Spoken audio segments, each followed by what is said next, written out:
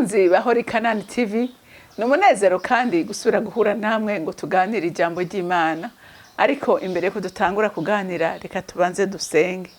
Mwami wanje mana yanje ndagukunda. Mwami wanje mana yanje ndaguhimbaza. Uri umwami mwiza, uri umwami agira neza, uri gitangaza nyaguhoraho. Uri umwizigirwa kandi uri umunyabuntu. Waduhaye ingabire zitandukanye kandi dusaba kuzikoreramwo twitonze tudahugumba ariko dukora nkuko waduhamagaye gukora. None ndasenga nisengera na bene data umwe wese ahagarare mu kibanza wamushizemwe kugira ngo twagure ubwami bwawe. Hama izina rya data batwese rikomeze gushimwa no gushigwa hejuru.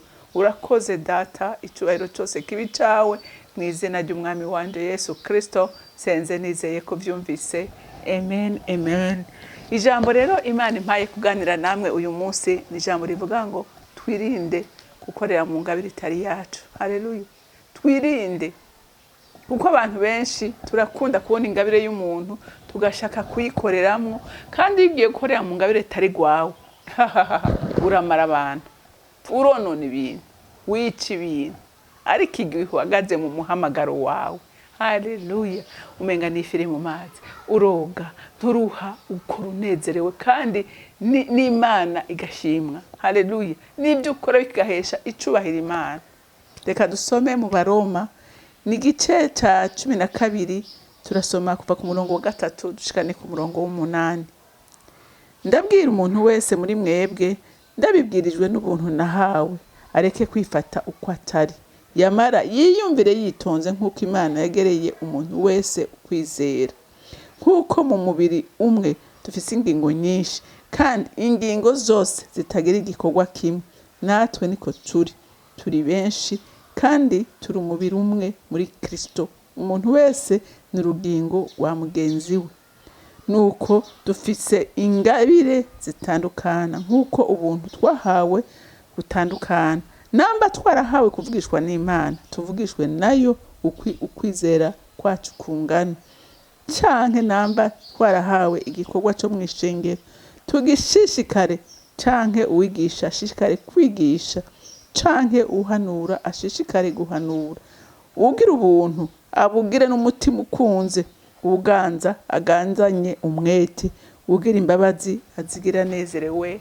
Amen. Ijambo ry'Imana ririko riradukebura. Ririko riradukebura ritubwira ngo umuntu wese akoresha neza ingabire yahawe. Kandi nagira ndakubwire muntu w'Imana ngo nta ngabire uruti yindi baho. Ntayo.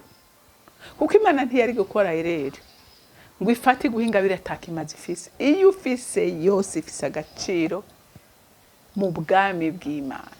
Ifise agaciro imbere ya mwene so, ifise agaciro no ku buzima bwawe igihe uri kuyikoresha neza. Haleluya. Ikubera inyungu, ikabera inyungu n'abandi. Ariko igihe ugombye kuba fotokopi, bigira ingaruka ikomeye. Icyambere birakuruhisha, wewe ubwawe uraruha. Ikigira kabiri uruhisha nabo muri kumwe.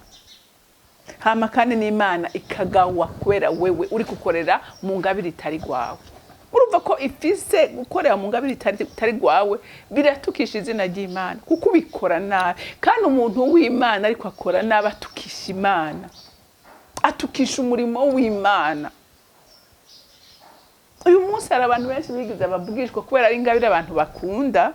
Abantu bose bashatse guhinduka abavugishwa, ugasanga bavuga ibinyoma, abantu buzuranya amakani ibinyoma, abandi bakabesha, abandi bakarondera ubunjira bacamo kugira ngo babeshe abantu. Mana imbabazi n'urukundo, tabara abantu bawe. Abandi bakiruka bakakora bakabakoresha amakosa tabaho. Amakosa tabaho. Ariko ijambo ry'Imana ryatubwiye neza ngo turi ingingo z'abagenzi bacu. Haleluya. Babigereranije n'umubiri. Uyu mwanya amaso ntiyovuga ngo araruta umunwa, cyangwa umunwa ntiwovuga ngo araruta amatwi. Utagira amaso umva ntubona. Hari ibintu udashaka gukora kubera utagira amaso. amaso ku mubiri arakenewe cyane, niyo atuma utambuka, amaso niyo atuma usoma, niyo atuma ukora ibintu. Kandi aka kanya amaso ntiyovuga ati reje kuba arije ntwara umubiri wose nkawereka aho uca, uyu mwanya akanywa ntacyo kamaze. Naho nyene udashobora kuvuga, udashobora gukomanda n'ikintu ngufungura, udashobora guhamagara umuntu, udashobora kuganira, umunwa ntiwo kwirata, amaso ntiyo kwirata ku munwa.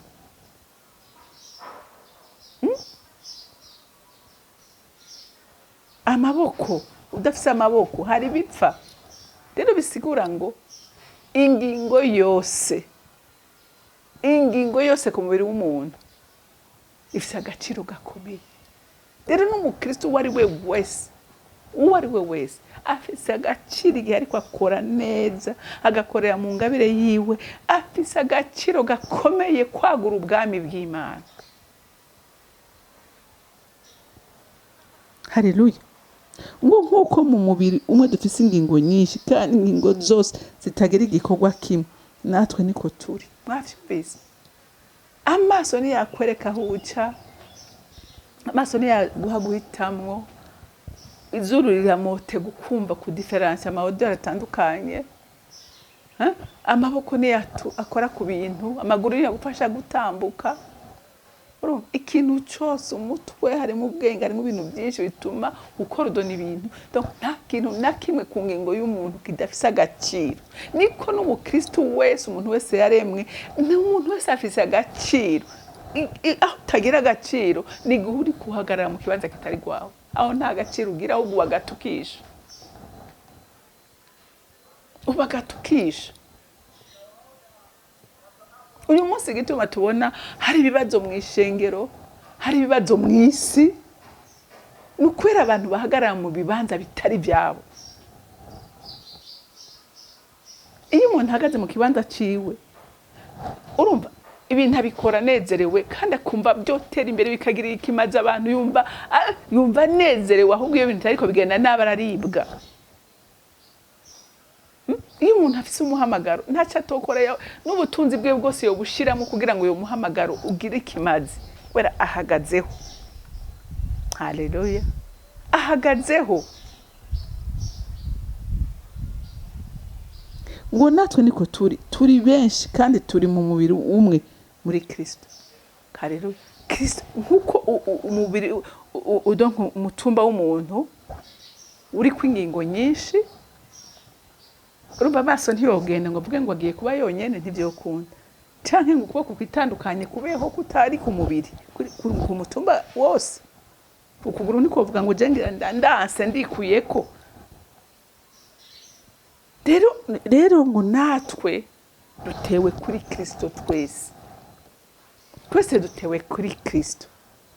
Rero kugira ngo ibyo dukora bigira agaciro, bigira agaciro kimwe ntikivuge ngo kuko uyu munsi ni waba wewe uri umuvuga butumwa ugashaka kuba umuhanuzi, uri umuvuga butumwa, usa nuko wikuye kuri Kristo, usa n'ukuboko kwa kwavuze ngo ndanse ndikuye ku mutumba, sinkishaka kubako ku mutumba wose ndikuyeko. Nico kimwe n'umukristo ahagarara mu ngabire atari yiwe, ntabashinze imizi muri Kristo, ntabatewe kuri Kristo, kuko asa nuko atamuzi, kuko nta ikibanza gushakamo sicu uhagazemo. Rero kandi ntashaka kubona uri mu kibanza kitari gwawe. Kristo akubona igihe uhagaze mu kibanza cyawe, ariko igihe utari mu kibanza cyawe ntakubona, uba witandukanije. Imana idufashe. Natwe niko turi benshi kandi turi mu mubiri umwe muri Kristo. Umuntu wese ni urugingo rwa mugenzi we. Mwavyumvise? Uyu munsi ni naba bavuze ingabire zitandukanye ngaha hepfo, ngo nuko dufise ingabire zitandukana, nkuko ubuntu twahawe butandukana. Namba twarahawe kuvugishwa n'Imana, tuvugishwe nayo uko kwizera kwacu kungana. Urumva? Tuvugishwe uko kwizera kungana nuko twahawe. Haleluya. Ibyo udahawe ntubivuge. hari abatuma ngo bakabanza kubaza ati genda ungiriye sondaje ubuzima bwa naka, umenye ngene yitwa, umenye nyina abo bavukana, umenye kahise ki, umenye amateka yiwa hamuzumbwira, akaza mu rushengero akatangura kaderura wowe ukagira ngo numuvugishwa, kumbe nta buvugishwa na zerizeri, ahubwo yagiye kugira itohoza, yagiye kugira itohoza. Uvugishwe n'Imana ibyo kubwiye bitakubwiye hora. Haleluya. Ngo canke namba twahawe igikorwa cyo mwishengero tugishishikare. Ni waba ufise igikorwa mwishengero, urukubura, uri umuririmbyi, uri umudiyakoni, uri mu protocol, bikore neza kubwicubahiro cy'Imana. Haleluya. Uvuge ngo ndabikora kugira ngo data shimwe, ntubikore kugira ngo wiyerekane, kuko hariho abajya no muri protocol kugira bababone. Hariho singomba kuvuga birebire, ariko umwe wese ni giki cyatumye ujya muri ico gikorwa, mbega wumva ari cyo kigurumana mu mutima wawe, wumva ari wo muhamagaro wawe. Niba ari wawe ukore neza, uvuga ngo ndabikora kubwicubahiro cy'Imana, sindabikora kugira ngo shimwe, sindabikora kugira ngo niyerekane, sindabikora kubw'inyungu runaka, ariko ndabikora kubwicubahiro cy'Imana. Haleluya. Canke uhanura ashishikare guhanura, ubwira ubuntu abugire n'umutima ukunze. Hariho abantu by'ukuri bafise ubuntu, bafise ubuntu, baragutanga kuri bo biroroshe, kugira neza kuri bo biroroshe. Namba ari byo wahamagariwe, ubikore kubwicubahiro cy'Imana. Haleluya. Aganzanye umwete. Haleluya. Hariho abantu bahawe kuganza, kuko ijambo ry'Imana rivuga ngo nta kuganza kutava kuhora. Niba bahawe kuganza, bikore neza. Haleluya. Ubikore neza, ntihagire aburenganya, ntihagire ibyo ukora nabi, kubwicubahiro cya data. Haleluya. Ugira imbabazi azigire anezerewe. Haleluya. Uri umuntu wuzuye imbabazi, uzigirire bose, ntutoranye.